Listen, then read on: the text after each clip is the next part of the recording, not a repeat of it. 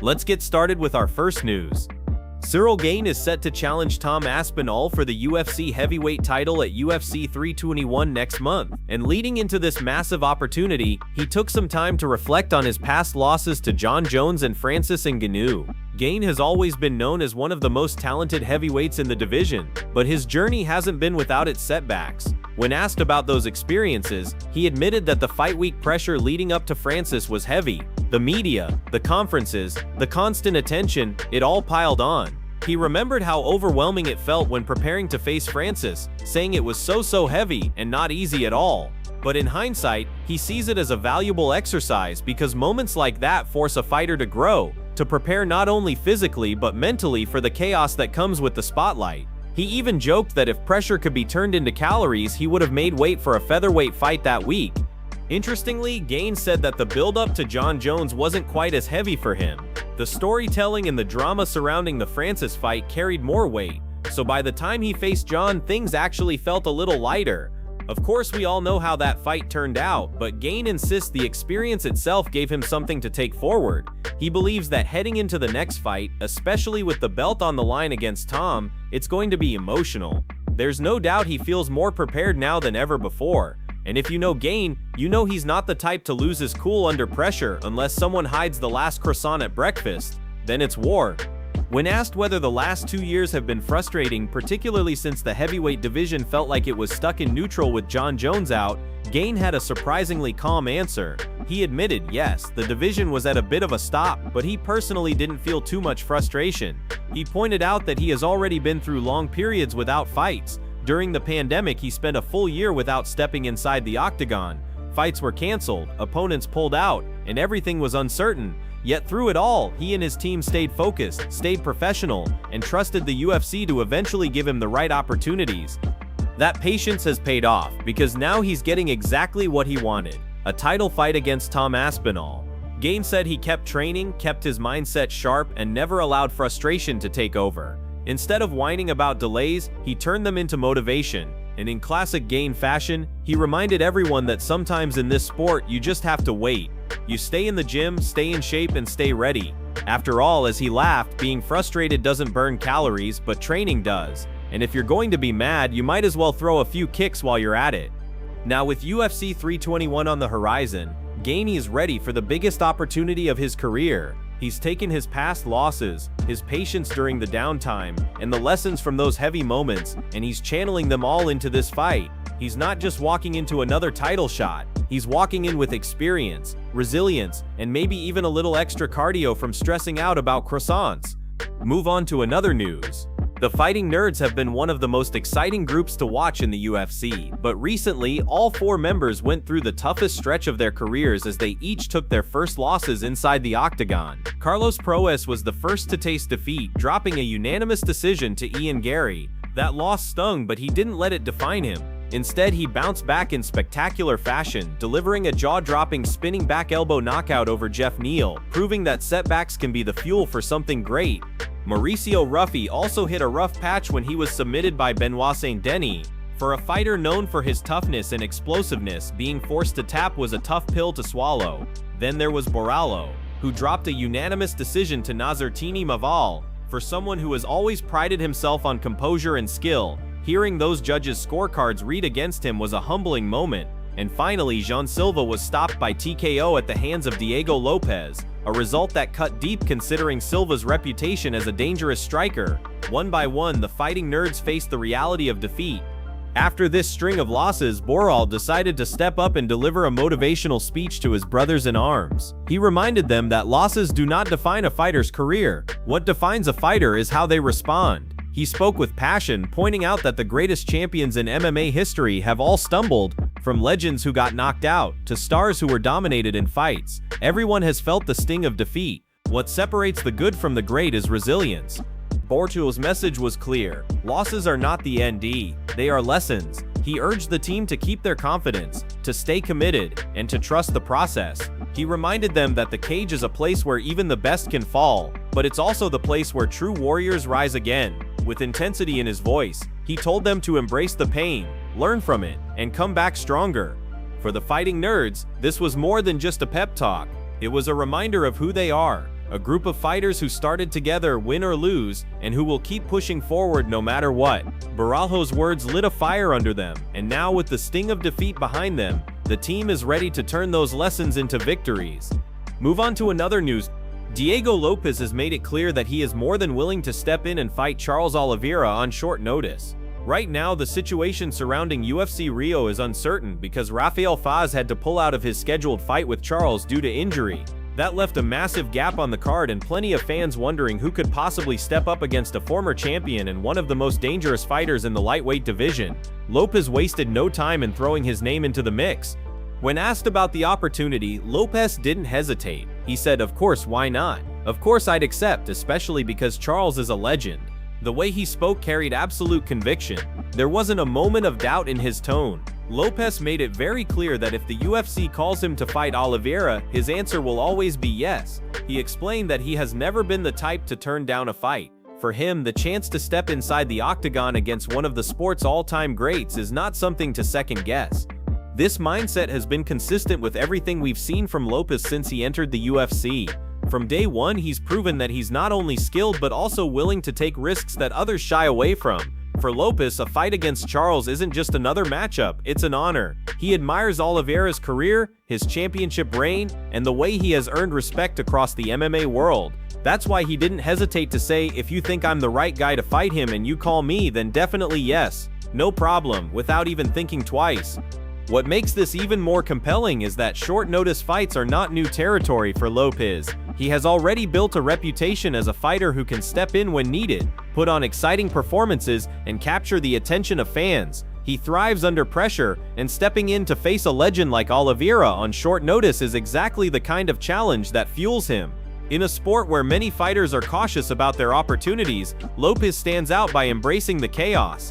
At this point, the UFC has a major decision to make regarding who will face Charles in Rio. The Brazilian fans were expecting to see Oliveira in a big fight, and losing Rafael Faz from the card was a serious blow. But with Lopes openly campaigning for the opportunity and making it clear that he is ready, the UFC has a potential solution right in front of them. The storyline writes itself: a hungry contender willing to take on a legend, stepping in when the division needs him most. Diego Lopes isn't just asking for a fight, he's demanding a chance to prove that he belongs at the highest level, even if it means jumping straight into the fire against one of the most feared fighters in the world. That type of confidence, that type of courage, and that type of willingness to say yes without hesitation is what makes him stand out in the UFC. Move on to another news. Chael Sonnen has once again stirred the MMA world with one of his bold takes, this time targeting reigning lightweight champion Ilia. In a recent video, Chael argued that Ilia should be removed from the pound-for-pound rankings altogether. His reasoning was that a fighter who's supposedly at the very top cannot afford to delay fights or give the impression that he's dodging tough matchups. Chael pointed to names like Arman, Paddy Pimblett, and Justin Gaethje, insisting that those are the fights fans want to see and the fights Ilia should be taking. Chael explained his frustration, saying that the plan was originally for Ilia to face Arman, a fight that would have been a high-level clash between two elite lightweights, but now, according to Chael, Ilia has announced that he won't return until January or February of next year. For Sonnen, that was a huge red flag. If you're the lightweight champion and considered the #1 pound-for-pound fighter in the world, delaying a fight until the following year is unacceptable in his eyes. He argued that when a champion says he isn't available, what he's really saying is that he doesn't believe he can beat the top contenders right now. Chael's comments didn't stop there. He pressed the issue by pointing out the rankings. The rankings say you're #1 in the world in front of everybody, any weight class, pound for pound, Chael emphasized. But you're telling us you can't fight until next year. Don't I need to take you at your word? Don't I need to adjust the rankings accordingly? He even floated the idea of creating an interim championship if Ilia remains inactive. That, according to Chael, would at least keep the lightweight division moving while Ilia sits out. Fans immediately latched onto the controversy. Some defended Ilia, saying champions deserve time to recover and prepare properly, especially after big fights. Others echoed Chael's criticism, arguing that the lightweight division is too competitive and too stacked to be put on hold. With Arman publicly stating that he won't be facing Ilia next, and with Paddy and Justin both waiting in the wings, the pressure is building on the UFC to announce something big. Sonnen's words cut deep because he framed inactivity as an indirect admission of weakness. To him, if Ilia truly believes he is the #1 fighter in the world, then he should be able to step in against anybody, whether it's Arman, Paddy, or Justin, in November or December. And if he won't, then Ciryl believes it's only right to shake up the rankings and question whether Ilia deserves that top spot right now. Before moving to the next news, we have one quick request for you. We're constantly working on improving our content to earn your love and support. That's why we'd truly appreciate it if you could take just a moment to leave a like on this video, subscribe to the channel, and hit the bell icon so you never miss an update. Move on to another news. Alex Pereira has sent a clear and powerful warning to Magomed Ankalaev ahead of their highly anticipated rematch at UFC 320. Pereira, never one to waste words, revealed that he has been studying the first fight over and over, paying attention to the smallest details. He admitted that he made mistakes the first time, but those mistakes are now being corrected in camp. This isn't just about preparation, it's about evolution. Pereira reminded fans that the clips he shares online are nothing more than smoke and mirrors. What the world has seen, according to him, is only about 5% of what he is truly working on behind closed doors. The other 95% remains a mystery, and that's exactly how he wants it. As the fight draws closer, some critics have tried to drag up old narratives surrounding Pereira's focus and discipline. They pointed at his traveling, his business ventures and side projects, claiming he might not be fully locked in on Ankalaev, but Pereira addressed those doubts head-on and shut them down. He explained that every move he makes is calculated, nothing is random, and nothing takes away from his preparation. His last trip, which critics jumped on, took place 7 weeks before fight night. By that point, he had already structured a full 6-week training camp. There were no breaks, no gaps, and no wasted time. Pereira laid it out clearly. His preparation started in Brazil, where he locked in on his strength and conditioning work, and then continued seamlessly when he returned to his camp. He emphasized that there have been no distractions, no excuses, just relentless focus on becoming sharper, stronger, and more dangerous than before. He knows that critics will always talk, but his mindset is simple: let them talk now and let the performance inside the octagon silence everything later. With UFC 320 right around the corner, Pereira's message to Ankalaev couldn't be clearer. He is ready, not just ready to fight, but ready to prove that the first fight was not the full version of what he's capable of.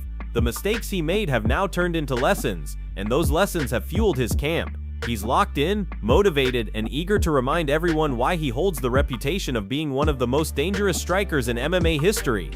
Pereira made it clear that this rematch isn't just another fight, it's a statement. He's not only correcting the errors of the past, but also unveiling a side of his game that fans and opponents haven't seen yet. The Pereira that steps into the cage at UFC 320 will not be the same one who fought Ankalaev the first time. It will be a sharper, smarter, and even more devastating version. And with his calm but confident warning, Pereira has put Ankalaev and the entire division on notice. Move on to another news. Robert Whittaker has made it clear that the fight he wants next is against Sean Strickland. Whittaker has never been one to mince words, and when asked about his plans, he gave a straightforward answer.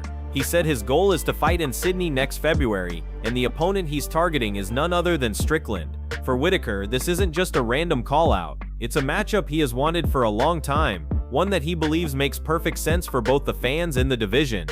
Whittaker explained that Strickland is always a tough opponent who brings excitement to any card. He respects the way Strickland fights, always coming forward, always ready for a scrap, and always pushing the pace. That's exactly the kind of challenge Whittaker thrives on. He believes their styles would blend perfectly, creating a fight that the fans would absolutely love to see. To Whittaker, it's not just about winning, it's about putting on a show, and he knows that Strickland can deliver that kind of energy across from him inside the octagon. The only hurdle, however, is the location.